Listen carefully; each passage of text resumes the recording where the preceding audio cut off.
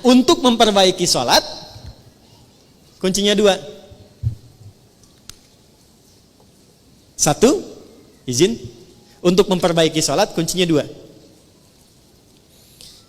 1, selalu bermohon kepada Allah untuk mendapatkan rahmatnya dalam sholat. Saya ulang ya, selalu bermohon kepada Allah untuk mendapat rahmat Allah dalam sholat. Itu ada di Quran surah ke-2 Al-Baqarah ayat 45 sampai 46. Sudah? Saya merasakan sekarang jarang ada orang sholat dengan menggunakan rumus Quran itu. Yang penting sudah sholat gitu kan? Ya. Ibu pernah nggak mengharap rahmat Allah sebelum sholat? Supaya dirahmati dalam sholat? Pernah nggak? Ya? Coba deh. Makanya ibu masuk masjid ya. Kalau masuk masjid itu doanya apa? Allahumma ftahli abwaba. Ya Allah, mohon bukakan untukku pintu-pintu rahmatmu. Tuh ya. Mau masuk udah diajari oleh Nabi. Jadi sebelum masuk masjid, saat langkah kaki kanan itu dilakukan, minta apa? Rahmat. Masjid fungsinya untuk apa yang pokok? Sholat.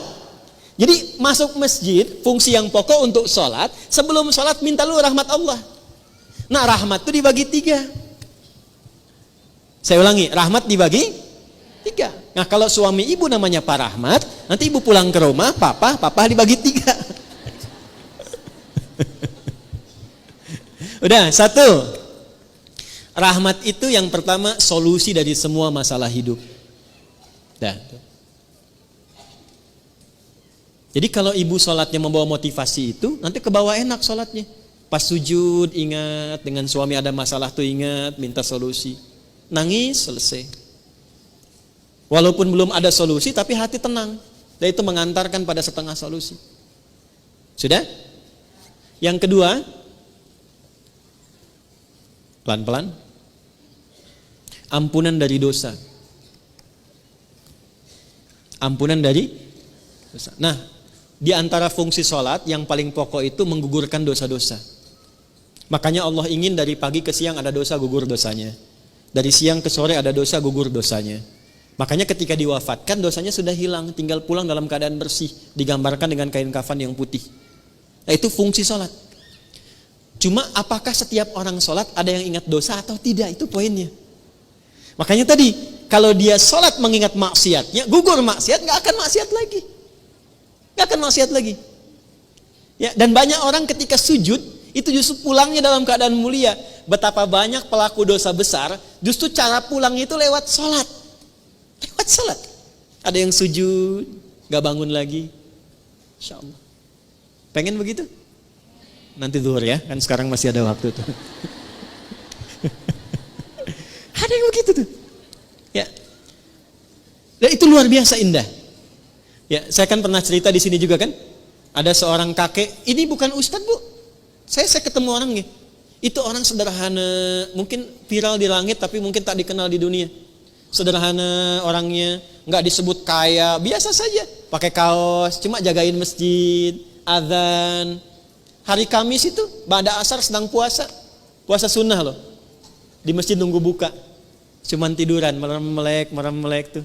Diwafatkan di tempat yang beliau mengabdi di masjid, dalam keadaan puasa, ba'da asar menjelang maghrib, wafatnya cuman tiduran, merem melek, ngantuk meninggal. Hati-hati tuh belakang tuh, merem melek.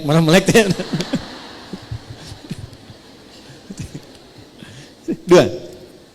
Yang ketiga, bagaimana caranya supaya saat sholat bisa mengingat ada kesalahan yang diampuni. Maka dibuka dengan bagian ketiga, perhatikan bagian ketiga. Sudah? Yang pertama tadi apa? Solusi, berarti jawaban dari doa kan? Yang kedua apa? Ampunan. Yang ketiga, rahmat itu dalam bentuk husnul khatimah. Bentuknya apa? Husnul khatimah. Kalau sudah bicara husnul khatimah artinya ingat wafat. Ingat apa? Karena itulah Nabi mengajarkan pada setiap imam saat akan mengimami, berbalik dulu kepada makmum menyampaikan kalimat ini. Para jamaah, kita akan sholat. Mohon hadirkan kehusyuan dan rasakan dalam sholat ini, mungkin ini sholat terakhir yang kita tunaikan dan boleh jadi kita akan wafat dalam sujud kita. Itu sunnah. Bahasa Arabnya sallu salatan muwadda. Jamaah, jadikan sholat ini sebagai sholat perpisahan kita untuk bertemu dengan Allah Subhanahu wa ta'ala. Pernah nggak merasakan begitu? Nah, makanya imam tidak harus pakai bahasa Arab, karena ini bahasa yang boleh disampaikan dengan bahasa Indonesia. Rapatkan saf, luruskan. Paham tidak? Istau, paham? Tidak. Makanya dijawab sudah tahu, gitu kan? Dah.